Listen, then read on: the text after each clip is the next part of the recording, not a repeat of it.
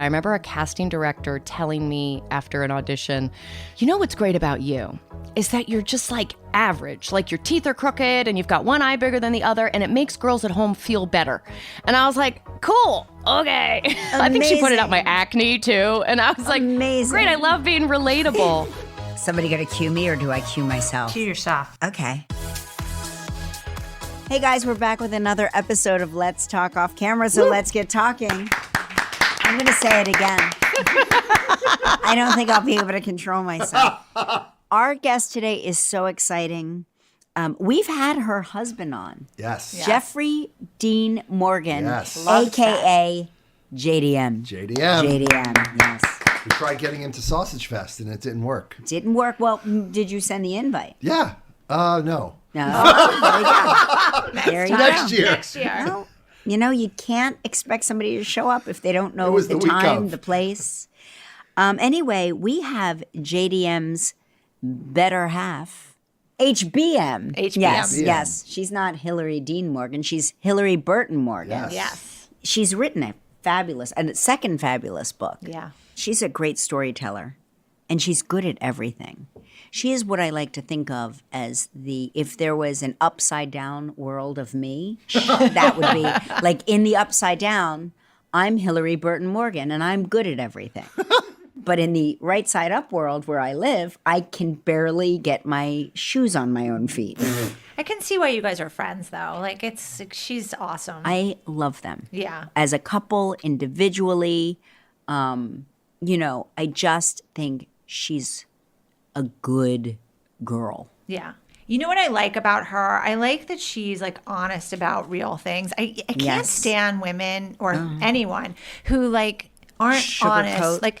Or just pretend everything's always perfect at all times. And it makes me nuts. Well, by the way, people accuse me of doing that. They're like, No, Kelly you're pretends honest. everything is amazing on the air. And I'm like, have they ever seen my show? I've read articles about this, how I pretend my life is perfect. And I go, what clickbait headline is this clickbait headline based on? Yeah. Because anybody that has seen my show or certainly looked at my social media in any real way realizes that it's the opposite of that. It's like a mess. But here's the thing. I know this from all the years of being friends with you. You're so brutally honest when it comes to anything going on in your life. And it makes everybody, as I always say, the more you share, the more you realize things are normal. Mm-hmm. And you've made me feel so normal in certain situations that I've come to you with. And it's just to me, I think that that's a real person. I can't stand, when people don't talk about things. And she talks about everything, which Yes. I love about her. Exactly. She's ready? She's Oh ready. my gosh. This is so We exciting. were just bragging about her and Okay. saying how great she was. Oh my gosh. Look how pretty. What? You look so gorgeous. Wait, come here. Come here. You look pretty. Hello, Albert. No, I don't. No. Yes, you do. You should have been logged on 3 minutes ago where we were raving about you. Well, it's all relative. There are people that think I'm terrible. Yeah, but they're assholes and they're not very bright. These are not very smart people. All right. Okay, so I'm just going to get to your intro and we'll go right into it. I may have to put my peepers on because I'm so blind now. That's the best thing about Have you gone- podcasting, though. I do this shit in my pajamas. I was in a bathrobe yesterday working. I put on a sweater for you, but if you could have seen me. You did. You dressed up. I did. You can tell when I really love someone, I put on. Yeah, you came Usually in dressed she's up in a today. ratty t-shirt. You know what? I did. And also, I put on a bra. Yeah, oh, Isn't that man. crazy? That's a real token Yeah. of love. I think I put on a bra for you and Anderson Cooper. Well, listen, that's good company. Okay, she's an actor, Albert, Yep. a producer like yourself, Yep. a podcaster like yourself, a farmer like Jan, Yeah, right. a liquor distiller Oh. like Seth over I there, tasted her liquor. a candy shop owner, not like me, but I'm a candy shop taster. Connoisseur. A connoisseur. She's an activist. She's a New York Times best-selling author. For her book, The Rural Diaries, her second book, Grimoire Girl, Creating an Inheritance of Magic and Mischief, is out now. I predict a second bestseller. Please welcome Hilarie Burton Morgan. You could throw the morning. HBM. HBM. HBM. Oh, man, you're the best. Seriously, you go all out making people feel good. And I know that's a lot of energy. No. I don't do it often, just for the ones who really deserve. I don't do it all the time. We were just talking about this before you signed on. What Jan and I really connect to with you is that we have a lot of honesty in our lives and in our inner circles. And what we connect to with you as a person and in your writing is that you don't sugarcoat anything and you are completely honest. It really, really resonates with people. Don't you agree? Well, there's so much bullshit out there. Like, I think you and I came up hosting at the same time, like in the early 2000s, where it was like every pop star, every actor on the planet came through and their lives were perfect and everything was so sparkly because there was no social media yet to dispel anything. And then we would watch when the camera stopped rolling and we'd be like, oh my like gosh. some of these people are terrible, and Terrible people. Yeah, Right. and their circles were largely made up of yes men and not people that were honest with them. And so I think the knee-jerk reaction is to just run in the opposite direction and be like, fuck it, we're going to be really messy. With this like new world order of social media, I find that the artifice is even greater now than it used to be. Yeah, well, I mean, What do you people think? are picking and choosing from their own life what they want to share. And then, you've got like paparazzi or just like people standing by with cameras to ruin that at every turn. I don't know. I think part of the toxicity of the early 2000s, where I worked on a show where there were a number of girls, and it was very clear that I wasn't the pretty one, right? Like, that was just the marching orders. Sophia Bush was the pretty one, and she is. But it relieved me of the weight of having to try to live up to that. And so I always got to be the snarky one. I got to be the funny one. I got to be all these other labels that don't require as much maintenance. You know what I mean? Like, all right. I was the same. When I was on the soap, I was the oddball girl. And then every role I went out for after that was the oddball girl role. And I said I would much rather be the funny, weird one than the pretty one, because that's a lot of pressure. But it's so funny. I'm like looking at Hilarie, who is the most gorgeous girl I've ever seen. And I'm like, how are you not what the pretty happened? one? Like, It doesn't what happened? compute. You would have been the gorgeous one on All My Children. The gorgeous one. It's a different thing, man. Like living in LA, I felt like there was this crazy standard that I could never live up to. And I remember a casting director telling me after an audition, she was like, what's great about you is that you're just like average, like your teeth are crooked and you've got one eye bigger than the other and it makes girls at home feel better. And I was like, cool, okay. I think she pointed out my acne too. And I was like, great, I love being relatable. But when that stuff is in your ear as a young person, it changes how you prioritize self. And so I knew that I didn't have to be pretty, because if I was smart or I would just like worked harder than anybody else, then I'd be fine. Yeah. And so work ethic wins out in the long game. It always does. That is a theme of this podcast. Every woman, man, actor, author, doctor, they all say the same thing. Hustle. It's the workers that sort of rise to the top. So you can have all these other gifts, you can have all this other stuff, but if you don't have that internal drive, that work ethic, it doesn't matter. It's for nothing. So in your intro, I was like talking about you as, you're actor, producer, podcaster, farmer, liquor distiller, candy shop owner, activist. It sounds like I have a problem where I best-selling can't author. keep a job. So I just keep, those people that have but crazy what is- resumes where they just like bounce around. They're like, I'll work at every store in the mall. If you could only do one, like, what is your favorite title? Besides, I know mother and wife. I know that. We're putting that off to the side. Okay. Because that's like your We're going to put those are life- PTSO on the side. PTSO. Yeah, our parent teacher student organization. I am the middle school representative. So What? yeah, it's probably the biggest. It's like my entire personality right now. Everything I'm doing is PTSO oriented, and I love it. Wait, so is that an elected position? Yes, Did you but have to run? No, I just started asking too many questions last year because my son was having a lot of trouble in middle school and we couldn't diagnose what the problem was.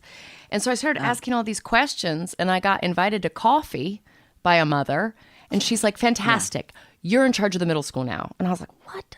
What are you talking about? Like, why? But why do you have to be in charge of the middle school just to get a question answered? Well, there was it's so exhausting. There's been no one that's wanted to do it, especially in the post-pandemic age where there's just like a vacuum and no one knows how to pick up the ball and run with it. And so I'm like thinking of all the film things that we can bring to it. I'm like, we need a set dresser and we need a costumes department to come in and bring some spirit to this school.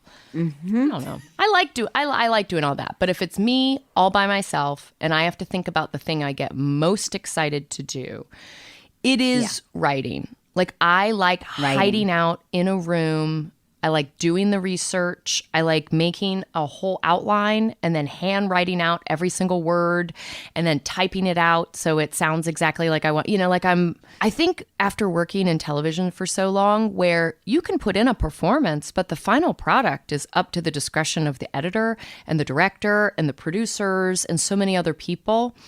The start to finish of books is exciting for me because I can control it. You're really good at it too. You have this ability to weave together your stories in a beautifully succinct, profound way. How do you know when to stop? Or have you ever gone too far and written something that you regretted revealing? Yeah. I mean, when I wrote Rural Diaries, it was split into 2 parts, and the entire first part went into deep detail of my One Tree Hill years and the toxicity and some really dark stuff. And I turned it in and my publisher was like, hey, we love the second half at the point where you're just like at the farm, right? Do you really want to get into all of that? Especially as your first book. And I was like, no. Like I had to write it out once just to get it out of my system and then burn it. Like I don't need to ever deal with that again. Like I've dealt with it in so many other capacities. And so my book just became a celebration of all of the choices that I was in control of, as opposed to the ones that were being made for me. I originally wrote this book when I was like 26 years old. And this has been the thing that's been fun to reveal on the book tour. People are like, oh, how'd you sit down and write this book? And I had written it when I was in my 20s living in this super haunted house.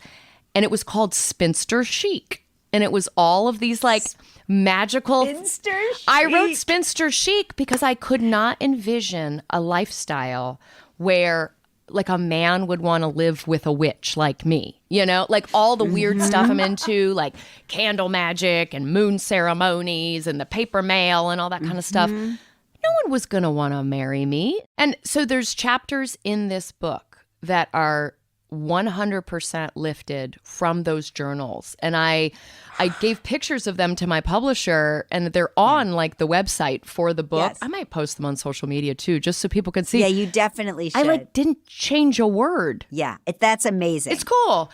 But it was also crazy to sit down and compile those sections and all the old journals while also living through very real grief that incorporated itself into the book. And so as I'm compiling all of these life lessons and magical thinking elements, I lost Marky Post and I lost Willie Garson and then I lost my neighbor, you know, and all of those losses really added up and changed the texture of the book. In the beginning of the book, you talk about your childhood and sort of the disconnectivity of your family. Do you ever get nervous about stuff like that? Yeah, for sure. Because I don't know them. You know, like I think the last time I saw most of my dad's side of the family, I was 11. And then my mom's side of the family, I haven't been to see them since I went to a funeral like 20 years ago. And so I don't know anybody. And so there's a freedom in that because there's nothing bad to say because I don't know them other than to say, I don't know 99% of them.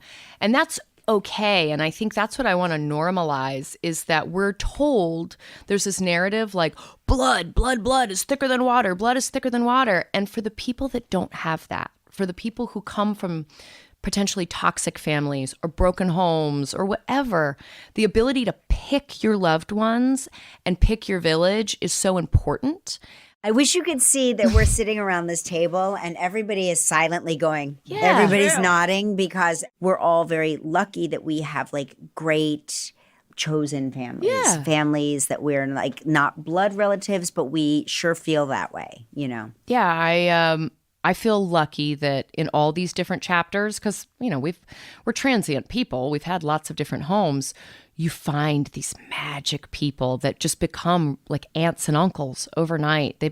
When my neighbor Rabbi George passed away, his sister wrote me and was like, he loved you like a daughter. He never had kids of his own.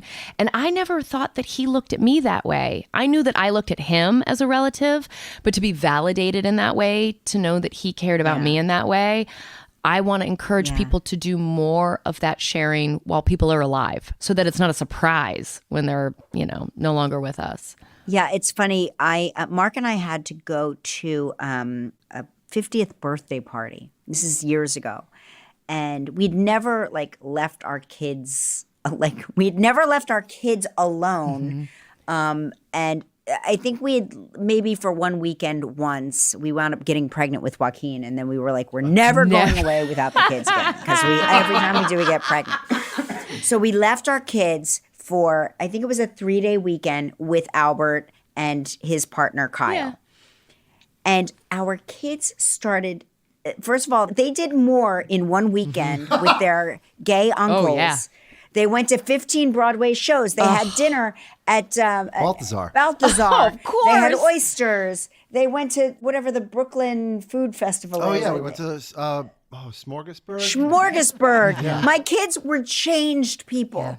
And there became this discussion about, if you and Dad ever die, can we live with Albert and Kyle? Yeah. It became like this sort of open discussion. And have your kids selected who they want to live with in the event of your untimely death? Yeah. So my kid's Uncle Nick was my writing partner in my early 20s, and he and I lived together in this haunted house. And when I met Jeffrey, there was someone else who was courting me too. And Nick and I sat down at my kitchen table, and Nick was like, "You like that actor? We're going to go with the actor." And I was like, fine, okay, great.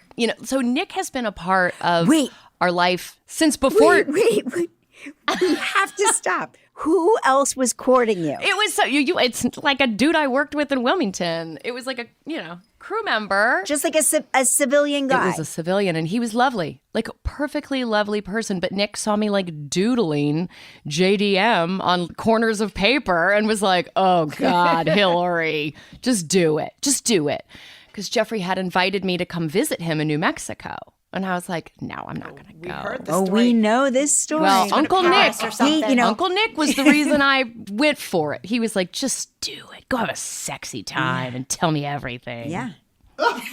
You got to be careful with those away trips. I know. That's how babies are made. Well- Every time anybody. Baby was me. What's Yeah. so funny is every time I go away now, my daughter's like, "Don't get pregnant," which is very funny because my daughter is so provocative.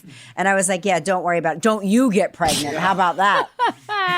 Jeffrey just said, we had a book tour event this weekend. And he says in front of this like sold out theater of like 1,000 people, something about like, well, maybe we'll have another kid. And everyone starts clapping. And I'm like, no, we're done. Girl, kitchen is closed. No, we did a good job with the two. You did a great job. They're phenomenal. But you just had so you celebrated your 4-year anniversary, but you've been together like way 15. longer than that. Yeah. 15 years. So what took you so long to just pull the plug, pull the trigger? What is the expression? Seal the deal. Seal the deal. Yeah. Seal the deal. Give Put in. a ring on it.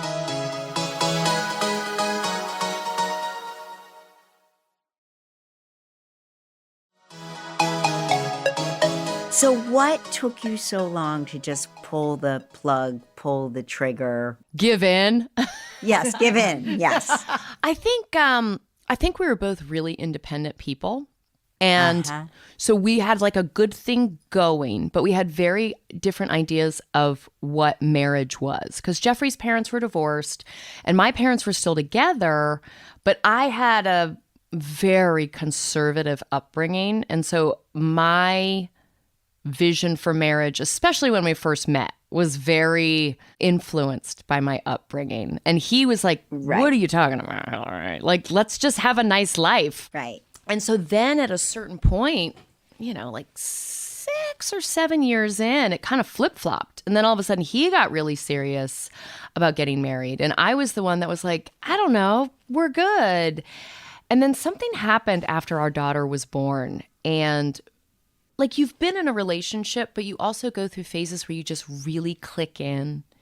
And all of a sudden it's like, I loved you before, but there's something deeper here now. And there's just a connection and a partnership here now that is my safest place.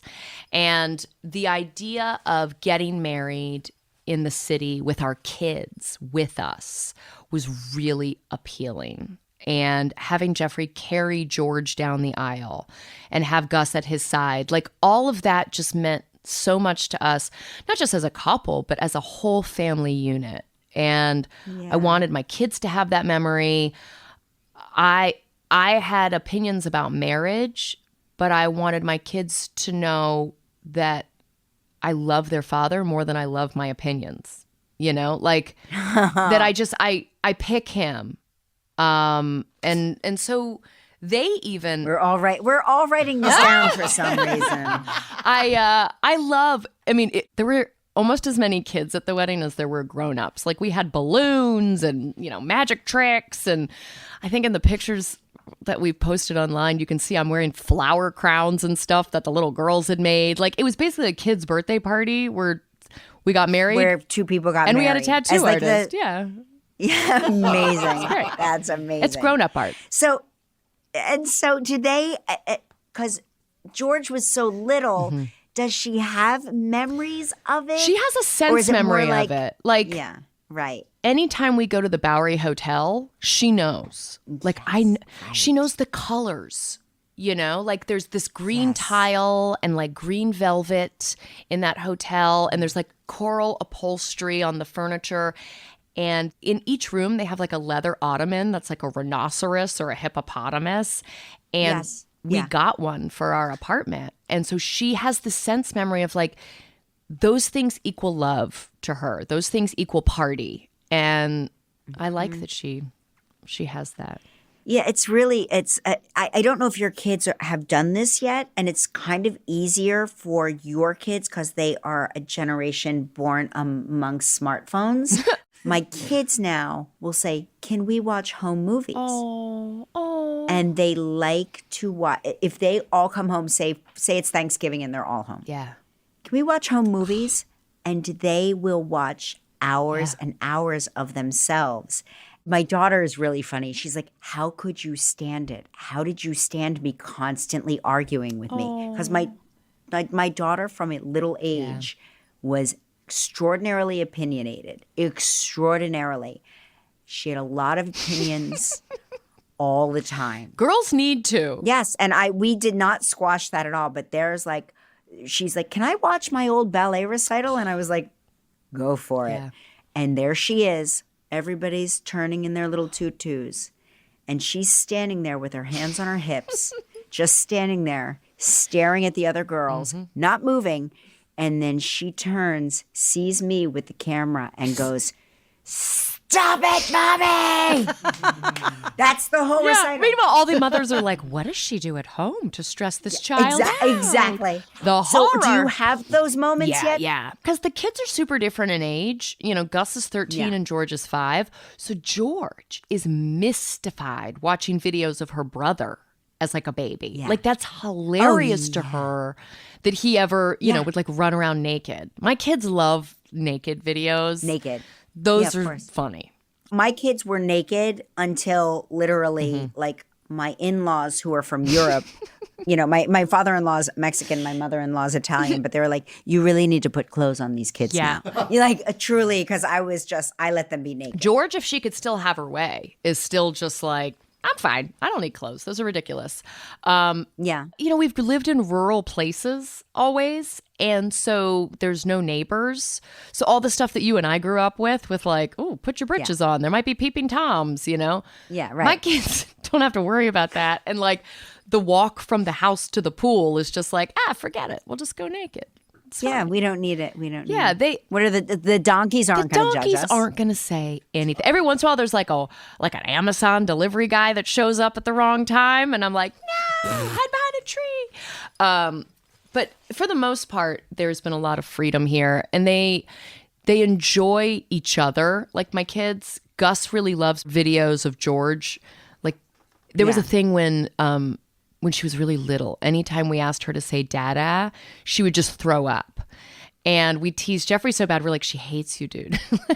And so we have so many videos of being like, do you want to say dada? And she'd go, bleh. Amazing. And they're great videos. Jeffrey like has one where he's holding her and he's like, hey, will you say dada? And she just like vomits all over him. Yeah, it's an anointing. Yeah. By the way. So that's the kind of stuff the Morgan kids dig. But you're also like, you've been so honest about like postpartum depression and miscarriages. And that stuff is so hard to be honest about. I had no idea. Like, I feel like we were so gaslit, especially me. Like, I was the kid that because I was in a really conservative household was opted out of family life education, right? Oh, 100. Yeah. Yes. 100%. We're also of that generation where it's like we had a don't ask, don't tell policy about everything. Yeah. Like you just don't speak of such You'll things. figure it out in the moment was kind of You'll the know. Yes, mantra. right. And if you can't figure it out, then just don't do it. Right. And so for me, I, in a million years, would have never anticipated that I would have postpartum because I was such a Pollyanna, right? Like I could make the best out of anything. I did natural childbirth because I refused to feel pain, like there was no way I was going to get postpartum. And I did not at first hire a baby nurse because I was determined to do everything myself. And then Jeffrey had to leave. So I was going to be 100% by myself with a 2-week-old baby in Los Angeles where I didn't know anybody. And so we got a recommendation for this baby nurse, and it became very apparent very quickly that she was taking care of me. Like my baby was going to be fine. She was there to make sure that I ate and showered and like did all the things. And I was so ashamed that I had to hire a person to take care of me. Like that was humiliating. You really felt that way? Because I had never heard about baby nurses until Jan Chalet, right over here. I had my third child. Yeah. And Jan said, who was your baby nurse? Did you have a good baby nurse that you could recommend? And I said, she was about to give birth to her first. And I said, you mean my labor and delivery nurse? And she was okay. And Jan goes, no, your baby nurse. Yeah. Who was your baby nurse? And I had never heard of it. And so I thought Jan had invented a new thing. I was like, that's a great business opportunity. Let's start an app. Let's be baby nurses, or let's wrangle women to be baby nurses. And then they can go home with women and take care of them and like put the baby on a feeding schedule and all of that stuff that is so impossible to do when you're exhausted. Well, you've just gone through surgery or trauma. Like, who else comes out of surgery and is like, all right, well, let's jump into it, Right, exactly. But you felt guilty having that service. I was humiliated because I did not come from a world where that was done. And it meant that I was a weaker woman for getting this help. And at a certain point, a couple years later, it just pissed me off. Like I was just like, I'm a good mom. I don't know why You're an amazing mom. I don't know why I felt so bad about this. If you don't have the infrastructure, if you don't have the relatives or the friend circle where you are, like I can't imagine I was the only woman that was on a bit of an island dealing with this. So if we can normalize it. Yeah. I will say this. I think all women who have given birth will tell you that they are on an island. I don't care what the support system is. Like my in-laws moved in with us. Really? And I felt like I was on an island yeah. because I didn't recognize my body. Yeah. I was on the soap and I had to go back to work 9 days after. No. 9 days. Oh, Kelly, that's brutal. Oh, it was brutal. It was brutal. And then the wardrobe people were like, we thought you'd be smaller by now. Dude. And I was like, well, I'm not going to be smaller anytime soon. No. I don't know much, but here's what I do know. Yeah. This looks like it's going to be here for a while. Yeah, I'm not in any Well, rush. and the race so. to like get what's normal after, like get back to normal, get back to normal.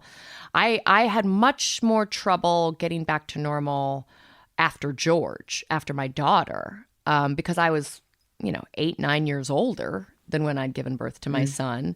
And whereas my pregnancy with my son was really kind of stressful, right? Because when you're a first-time mom and I was out of a job for the first time in my life and I had to move cross country and there were so many stress factors. When I had George, I was actually in like a pretty good place. So I definitely laid it on thick with the pregnancy. I was like, this is delicious. I want 10, like I had a great fun pregnancy, but then like after the fact was like, oh, all right, I don't know how to do this with a baby. Like, I don't know how to get my act together with a baby. I could probably do it if I didn't have a baby, but she's the priority.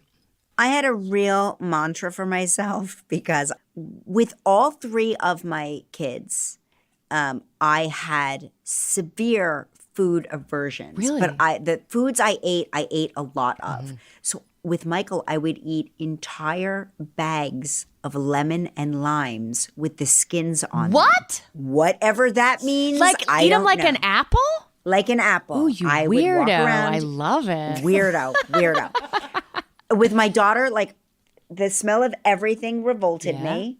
I would eat very small bits of toast with butter. I had very strange food aversions, but here's the fascinating thing. Yeah, this is why I always say, I'm like, doesn't matter what you eat when you're pregnant, your body's going to do what it's going to do. Because I gained 68 pounds with Michael. Yeah. I gained 55 pounds with Lola, and I gained 50 pounds with Joaquin. They all weighed exactly the same. They were all the same length. They all looked exactly the same. But when I got pregnant with Joaquin, I had just had Lola. Yeah. And they were like, didn't you notice you were gaining weight? And I was like, gaining weight from what? I haven't taken the baby it's weight. still Like, here. I still looked pregnant. Like I was still How far apart are they in pregnant-looking. age?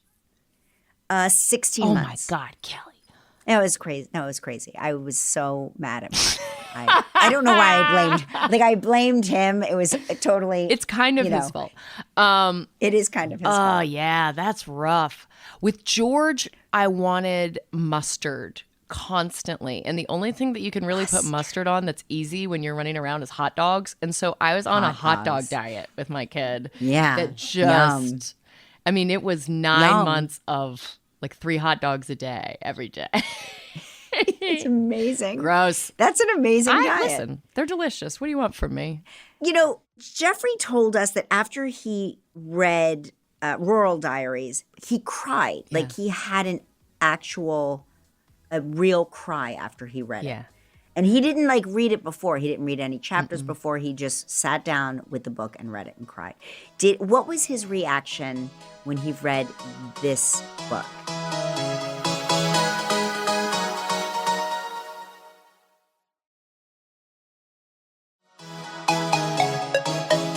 Jeffrey told us that after he read Rural Diaries, he had a real cry. What was his reaction when he read this book? He cried again. He finished it on Friday because we had an event on Sunday, and he had started it over the summer. And I think he was nervous it was going to be as revealing as Rural Diaries.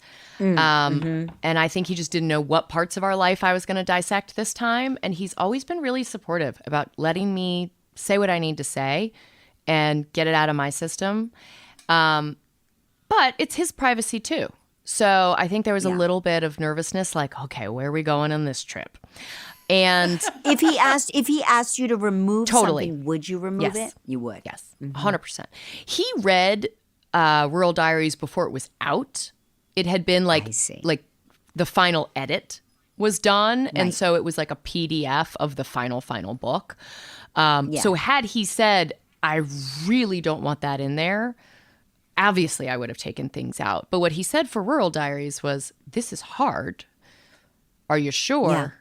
All right, I Yeah. support you. Just because we hadn't talked about fertility necessarily in Right. depth.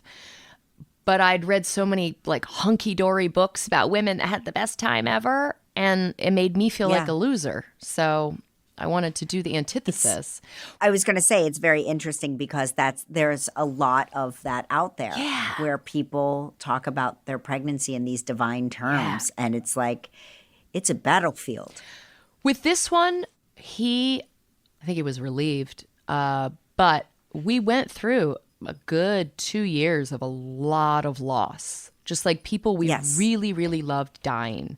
And I think the older we get, the more apparent it becomes that it doesn't stop, right? Like we've just hit that age where it's constant. And so how do we move Yes. forward with this new normal of loss being consistent without turning into monsters?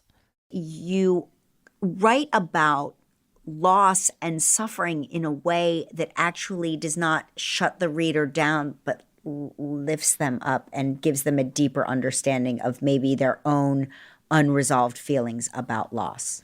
Because we're made to feel shame about it. Yes. Right? Like, get back to work. All right, Yeah. back to normal, back to work. And I think when you acknowledge that there are people who are written on the pages of your grimoire that change you forever, that's okay. You know, certain losses will change you forever. And how fantastic that another human can have that imprint on you. You know, I ran out and I got 2 copies for my nieces for their birthdays coming up because I have 2 nieces that are so grimoire. How old are they? One is 17 and one is 16. Oh, I love it. I just felt like this book would speak to them in a very profound way. Well, a lot of the things that are female coping mechanisms have been vilified, right? So like Yes. gossip, a bunch of women sitting around talking to each other, fixing a problem is gossip, and that's gross. But if men do it, they're having, they're brainstorming. They're productive. They're brainstorming. If women make a vision board, oh, what a girly little hobby. And so if we can encourage women to take their tools and respect them, especially young women. What's really interesting is like how you were talking about how women, used to share sort of homeopathic remedies with one another for things, and it could have like literally gotten them killed. Oh, yeah. In years past because they would be accused of dark magic, Oh, witchcraft, yes. what have you. And, you forget about all of that. You forget about how dangerous it was just for women to congregate in general throughout history. And now it's like we're a bunch of gossipy hens, or as Albert would call us, caquerons. Caquerons. Yeah, I'm going to wear that title with pride. I at the beginning of this book, it was really important to me to cite my sources. And people ask me all the time, they're like, if I want to go down this path, what are some good books? And so one of the books that I list in there is about witches and midwives and the origin story of this narrative. And what we found in reading that book is that when the noble families of Europe had broken up their land after so many generations and there wasn't enough land to hand down to the sons anymore, they were like, well, we'll give the land to the oldest son, but what the hell else are we going to do with these other boys? And they decided to create medical schools where they taught them lots of skills like leeching and lobotomies and like, stuff that we know is not cool. Right. And so these boys would go to these medical schools and expect to then go off into the villages and be just exalted as, oh, we've got a town doctor. But all the villagers were like, no, we've got Helga. She's been taking care of us forever, Yeah. And you had to vilify the Helgas in order to get the townspeople to go to these doctors. And this is how exalt. we did it. Yeah. That's just vilifying women who have medicinal knowledge or just, hereditary knowledge is part of the whole patriarchy, man. I hate to be the lady that just keeps hitting that note, but here's the thing. It's funny because I won't name him, but I have a child that accuses me of being a one-note patriarchy. Oh, yeah. I'm always, that old chestnut again. and I always say, I'm like, it's not a chestnut. I'm just going to keep saying it only because it's true. And so when it becomes untrue, then I will not say it because I'm somebody that likes to speak truth. And so when it is untrue, then I will stop with that old chestnut. I can't wait for it to be untrue. Me too. I want it to be untrue. Yeah. You had such a special relationship with Willie Garson, and you mentioned losing him, and he died of cancer, and he entrusted you to sort of publish his memoir. Yeah. Tell me about the responsibility that is. There's some developments in that I can't necessarily talk about because I am on strike, but it is definitely something that I am communicative with his family about. And great. And most importantly, his son, Nathan, like the center of Willie's world was and is his son, Nathan. And so Nathan is someone who I have loved since he was a little boy. He and Gus used to play together when Gus was an infant and Nathan was like 8.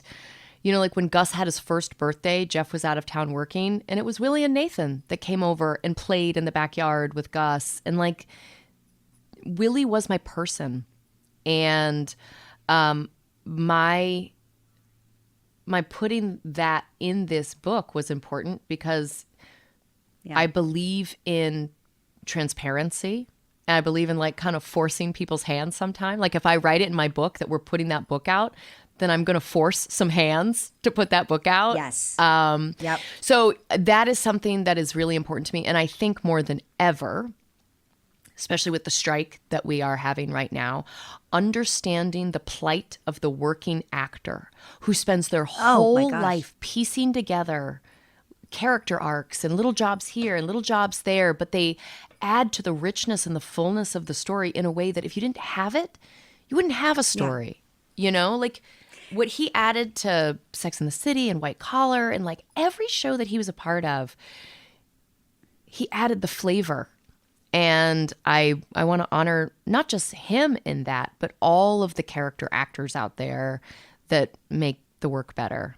Yeah. I always say that people are always, people that say, oh, this actor strike and actors, what are they upset about? They're all rich. And I go, anybody that talks about rich actors doesn't know what they're talking about. I mean, it's such a hard business. Dude.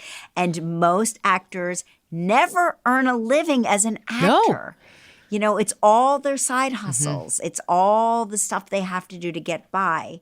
I want to talk about, I am a true crime junkie like you can't imagine. Yeah. So I read this article that people who gravitate to true crime series, like we are working out our own traumas. Yes. Did you read this? I didn't read that article, but I wrote a paper on this in college. Okay. Well, no, I'll send you the article. It was like NPR wrote this article, and I was like, oh my God, they are talking to me. Yeah. So it's called It Couldn't Happen Here. Yeah. So the TV show is, we go from city to city or not even city, we go to town, and we find these little small towns where injustice has happened, and we shine a light on it because it's wrongful convictions. It's people that have never been held accountable for murders they've committed because they know people in positions of power. All of these stories are swept under the rug because the media doesn't look at these tiny towns of 2,000 people. And so we will.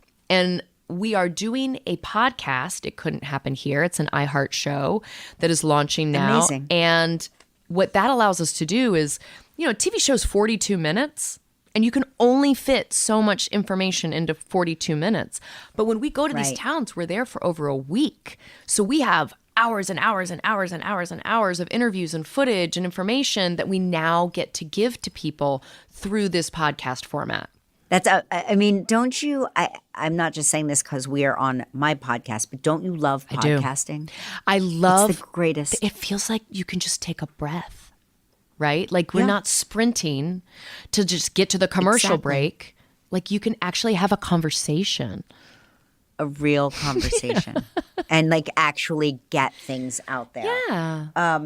You know, I am looking forward to this podcast. Thank you. So the podcast, It Couldn't Happen Here, is out now everywhere you get your podcasts, premiered on iHeart. And for the true crime fan that feels like a vulture sometimes taking that content in, what's different about our show is that there's a call to arms, right? Like you can participate in this in an advocacy way. You know, you can sign petitions, you can reach out to elected officials, you can lend support to the families who are affected by these cases.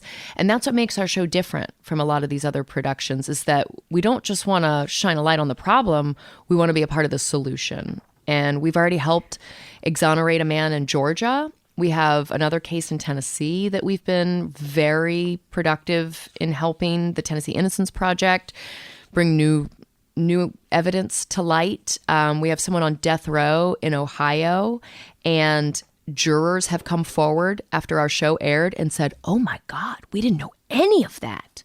You know, so the more people who get involved, the more justice will happen. And that's incredible. We have a good audience. That's, you know, you're also, I mean, I think that when you get involved in something, you always do it with a certain amount of passion. And with like I said, in a business filled with artifice, you don't have any artifice. You are just your true self, and so it's easy to get behind everything you are doing. Before you sign off, can you answer? We do this thing where viewers have written in questions. Ooh, yeah, hit me. So this is from Vincent Melendez. Okay, Hilarie, what is the most embarrassing thing you and JDM have done in front of your kids? Ooh. Oh, God, in front of our kids? We're really gross in front of them on a regular basis. Like, we make out and are really, like, grabby with each other in front of our kids. Yeah. Because I want them to know that their parents are affectionate and, like, in love with each other. Yes. I think they really hate it when we try to talk cool to their friends. Like that makes them crazy. Because for a while there, I was the mom that was like, I'll drive. I was driving like a big Tahoe and a Suburban and stuff. Yeah. When Jeffrey and I try to like introduce the kids to some cool new music, like there was one day where Jeff and I were like, Shaka Khan's on the radio. And we started singing Tell Me Something Good. And it was amazing. So bad. Like Gus was horrified. They don't want us to be cool parents is the thing. Like everyone. Yeah, but you are the cool but parents. But we're not. Not to your kid. Maybe other kids are like, oh my God, your parents are fun. But your kid? No, dude. My 13-year-old is just like, please don't, Mom. I once played like Beastie Boys for his friends, and he was like, Mommy, please stop. Please stop. Stop. Don't do that. Okay, here's another one. Ready? This is a good one. From Christian Becker. Can you be friends with someone from an opposing political party? Some people are not able to right now as things are so divisive. So I live in a rural farming community, and it's always funny to me when I get accused of being a coastal elite on the internet, because I'm like, do you know where I live? And I come from a very conservative background. I've, been very open about that. And so I don't think it's impossible to be friends with someone who is on the other side of the aisle. I hate that it's become football. I hate that it's become like opposing teams and rivalries and things. But I think that having open conversations about your ethics and your morality with one another is important. I don't think you should sweep things under the rug, right? I have members of the LGBTQIA plus family in my life that are so important to me. And so if I don't speak up for them, then I'm a shitty friend to them. You know what I mean? And so, yeah, you be friends, but be frank as well. If you can say that you're friends, then you should be able to tell the truth to each other. Yeah, and that's of course a cornerstone of friendship. thank you so much for doing this podcast. I was You are excited to get to divine. hang out with you in like not a 6-minute snippet. But anyway, so listen to this, everybody. Don't forget to pick up both of Hilarie's books. The newest one is Grimoire Girl, Creating an Inheritance of Magic and Mischief. And of course, The Rural Diaries, Love, Livestock, and Big Lessons from Down on Mischief Farm. We love you so Thank much. you. We love you right back. We're going to make our family vacation happen. Fine. And my kids can watch your Oh kids. my God, that would be so awesome. Think about that. Done. Think about that. Done. All right. I'm sold. Thanks, babe. You are so wonderful. Appreciate it. Love you guys. Love you. Bye. Bye. Well, that was great. That was great. What's so funny is, so she makes all of these book referrals within the book. So she's referring books to you within the book. And she's referring ways for you to start your own grimoire and things that you can. Now I'm going to get to the book now that she's signed off. And she's going to be like, thanks, Kelly. But this is still in the podcast. So it's like she takes you through, like, if you're not good at journaling or not good at scrapbooking, like she takes you through how to start your very own what have you, naming your house, naming your, all of that. Okay. So stuff like that. Right. And for my birthday, she had sent me the loveliest gift. And the next gift I opened was a book on witchcraft from Kristen in PR over at Live. And it was one of the books that Hilarie recommends in her book. Crazy. That's cool. How crazy is that? Wow. That's wild. I was like, I just read about this book in Hilarie's book. That's wild. Isn't that funny? Yes. Like, what are the chances of that? It's crazy. Because Hilarie's book hadn't come out yet, so I knew Kristen hadn't read it yet. Right. I just read like the advanced copy for the show. Yeah. Right. You know, so I had my hot little hands I love on it. that. Love it. Okay, everybody, don't forget to tell all your friends about us. Don't forget the 5-star rating. We haven't been bringing up the 5-star yes. rating. We need the 5-star rating. You know what's so funny? I can rate it for 5 stars too, can't I? Yeah. But of I course. never do because I always feel like that's braggy to vote. We'll to do it rate tonight. myself. Albert and I will rate Let's it tonight. all sit down and just rate them Yeah. all 5 stars. 5 stars. Because if we're not willing to do it, why are we telling other people to do it when we're not doing it? We're going to do it. We're going to do it. Anyway, thanks for listening. Can't wait to talk off camera next week. Bye, everybody.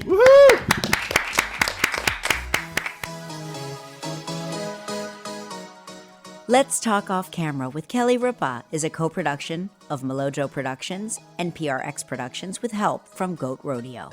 Our theme song is Follow Me from APM Music.